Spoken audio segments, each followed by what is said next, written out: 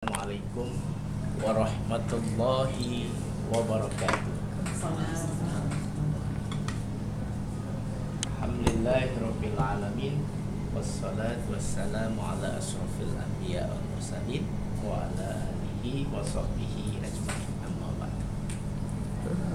Pada kesempatan yang berbahagia ini, terlebih dulu saya ucapkan terima kasih kepada Encik Sandi selaku pengurus majlis, juga sahabat-sahabat sekalian, adik-adik yang saya sayangi. Saya akan menceritakan pengalaman percutian saya di Indonesia. Yang bermula dari berangkat ketika saya di KLIA ke saya nak menaiki pesawat Belanda, itu pesawat KLM. Bila sampai nak masuk saja, tiba-tiba baik anak saya sangkut bunyi. Apa ni? Ternyata tanpa sepengetahuan saya, dia bawa bola. Sehingga bola tak boleh dibawa dalam pesawat. Bola tak boleh bawa bola. Saya tak tahu dia kalau bawa bola, sebab dia memang suka main bola. Jadi nak sangat main bola di sana.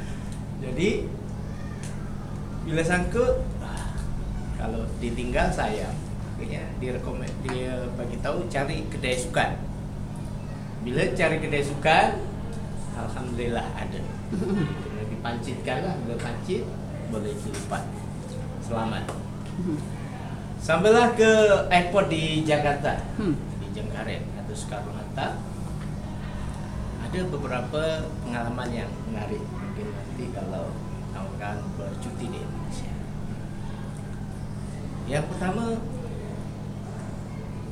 bila sampai saja kita nak ambil bagasi, di situ ramai orang yang menawarkan perkhidmatan, nak tolong kita. Apa yang boleh kita tolong, dan berpakai uniform. Kata senang, memang senang ya. Masalahnya ni kalau nak ke tak nak. Sampai aja dah ada ramai yang hambur yang nak tolong. Bila keluar saja, bagasi itu dah pas dari check bagasi, pas dari taksi airport apa semua, di luar lagi ramai pengkhidmatan nak menghantar kita, menawarkan pengkhidmatan untuk sampai ke destinasi. Jadi kalau kita bermurah hati, kita senang, memang senang. Betul. Hampir setiap yang kita tak nampak pun mereka nampak peluang. Kita bawa barang menuju ke tempat parking pun ada yang nak tolong. Sampai kat kereta pun kita nak letak beg kita kat kereta itu pun ada beberapa orang depan kita. Betul. Jadi senanglah kita nak letak, nak susun kat kereta pun dah ada yang ambilkan. Kita faham lah, kita bagi-bagi rezeki, dia orang cari makan, kita pun boleh buat sendiri sebetulnya, mula awal A to Z tu boleh, tapi kita faham, kita bagi ruang dia, bukan setiap kali, sekali-sekali. Yang balik lagi, dah ada yang tolong itu. Ada di tempat parking tu yang jaga kereta kita, yang mendodoi selama parking tu ada yang tunggu. Walhal yang standard, yang biasa parking tu biasalah di counter parking biasa kan. Kita bayar automatik ada, tapi ada yang menunggu. Ini yang bagi saya pelik tapi nyata. Ada yang duduk tapi dia pun tak minta upah pun tak, tapi kita faham lah dia duduk di situ, kita bagilah sekedar apa kita yang boleh. Sampailah yang parking, yang dalam parking ini dah ada 3 kita kena bagi. Bukan setakat parking yang utama, tapi ada perkhidmatan yang lain. Bahkan di airport pun, kalau kita penat nak masaj bahu atau kepala pun, kalau kaki kita pun nampak kasut tak licin yang nak bersihkan pun ada. Semua. Sepanjang dalam perjalanan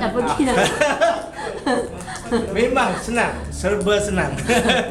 Kalau kita murah hati lah, kalau kita Murah hati okey, tapi kalau ramai sangat tak tahu nak pilih siapa itulah. kan. Itulah. Ialah kita faham kan tentang kehidupan. Inilah perlunya adanya kecerdasan emosi. Kalau kita cerdas, kita memahami. Kalau tak, mungkin masalah kalau gitu. Mana-mana banyak orang tahu. Itu yang hal-hal yang seperti itu.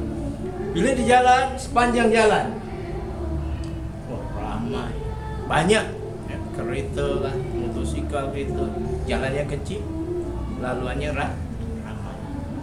Tapi peliknya, walaupun jalan kecil, kendaraan sampai lewat malam pun macam kadang-kadang ada masanya jam juga. Sebab banyak sangat kendaraan. Campur, yang ada kendaraan berat, kendaraan ringan, kendaraan pribadi, bahkan orang yang bisnes, yang dari jauh apa semua kan, semua menghalang ke situ. Jadi meriah. Meriah.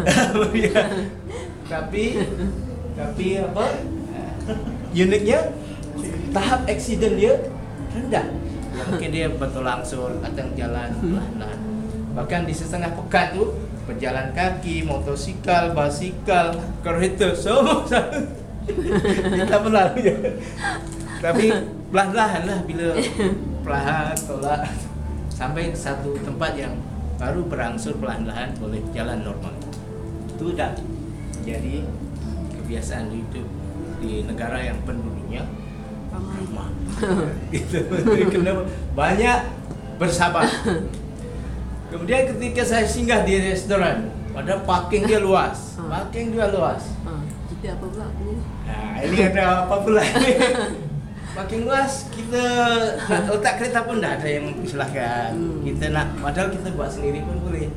Parking luas tak ada bahal. Nak keluar jalan pun ada yang memposisikan kita, mengarahkan kita supaya kita mempersilakan lah, ni jalan. Itu pun walaupun dia tak minta, dia pun bekerja. Kita pun kena faham, bagilah.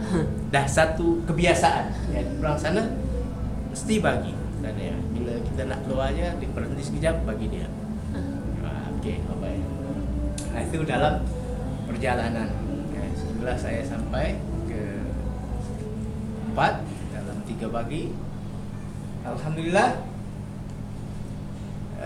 kegiatan saya di sana itu uniknya banyak surau. Hampir depan rumah ada surau, sebelah rumah surau, belakang surau, sana lagi surau, masjid pun ada. Memang banyak sangat-sangat. Karena dah satu keyakinan orang sana, surau itu tempat ibadah. Jadi buat pelaburan lah, buat amal. Jadi walaupun hidup susah pun kalau buat surau, masjid, cantik-cantik. Banyak, dan tak ada undang-undang yang menghadkan ini untuk zon ni. Sebab Imam Bilalnya pun dia sukarela, tak ada gaji. Tak digaji oleh kerajaan macam ini. Sehingga merata-rata surau ni, sebelah ni surau, sebelah ni surau. Sehinggalah satu masa, karena sukarela, semua sukarela, bila ada orang yang berpengaruh, kita pun nak tolong pun segan juga. Sampai yang azan, imam, sampai yang iqamah, imam, sampai yang mengimamkan, borong semua dia. Betul tak? Yalah, kalau di sini Bilal, Allahu Akbar, dan azan. Iqamah Bilal, imam. Sana tak. Yang azan dia, yang iqamah dia, yang pimpin solat dia, silap-silap yang ceramah pun dia. Hingga saya kalau pagi sebelum saya jogging itu saya mesti setiap hari ada ceramah yang tengok mana yang saya nak, ada mic yang terbuka dan kuat. Ada pilihan lah. Ada pilihan. Saya nak surau ini. Esok surau ini. Esok lagi surau ini. Esok masjid pun ada, semua ada. Jadi dari segi lain terlalu bebas, tak ada aturan. Jadi tak banyak undang-undang sana. Jadi betul-betul merdeka, betul-betul bebas. Tapi itulah karena terlalu bebas, semrawut. Ya, betul. Semrawut. Dan setiap yang saya pergi itu, setiap ceramah, ngaji, dia ada breakfast dia, sediakan sarapan pagi. Oh, Semua orang itu. Itu hari Best lah. belum malamnya. Nak makan kau nak sembahyang. Ya, itu setelah sampai ke hinggalah satu masa ada kenduri, saya jadi pengurusi majlis terjun ya. Kemudian saya disuruh menjadi Pranoto Hadi Coro, macam MC tapi dengan menggunakan bahasa Jawa. Namanya Pranoto Hadi Coro. Pranoto Hadi Coro. Pengurusi majlis Jawa. Alhamdulillah, saya dapat menguruskan dengan begitu jayanya. Bahkan dia buat komen, wah ini memang petugas-tugasnya dia ambil yang first class, yang pilih yang kiroah, yang baca Quran, yang menikahkan, yang bagi khutbah, semua pilihan. Kebetulan saya secara kebetulan komen dia, wah ini dah taraf nasional. Dia bagus dengan begitu confidentnya mengaturkan acara apa semua. Import Indonesia. Padahal dia tak tahu kalau di sini ahli KPP. Jadi saya diambil itu. Apa ini gelagam latih? Ya, sepatutnya hari ini saya kena mempromosikan juga di Jakarta, Pak, dibuat majlis di Jakarta. Tapi saya banyak tugas di sini, saya kena balik awal. Jadi anak dan istri saya masih bercuti lagi sampai 31 Jam. Itulah keunikan ya di Indonesia. Satu masa memang tak ada yang perfect, tapi kelebihan kekurangan mesti ada. Jadi kebebasan hidup ini memang terserlah. Kadang-kadang jalan apa semua, kadang tapi jalan pun orang belayam, tapi di area dia tak apa, itu milik dia, tak ada yang menghalang, tak ada yang komplit, tak ada yang apa, dan sangat variatif. Ada yang terlalu kaya, rumah itu terlalu megah, sebelah ada rumah kecil kadang. Jadi sangat variatif. Yang kaya ramai, yang susah pun semua. Jadi tak ada macam masjid, oh ini kawasan orang kaya, tak campur. Jadi kadang industri pun buat dia home industri di rumah-rumah luar, jadi kawasannya yang berkenaan dengan kehidupan sehari. Di sana rumah pakai perigi, tahu sumur, perigi.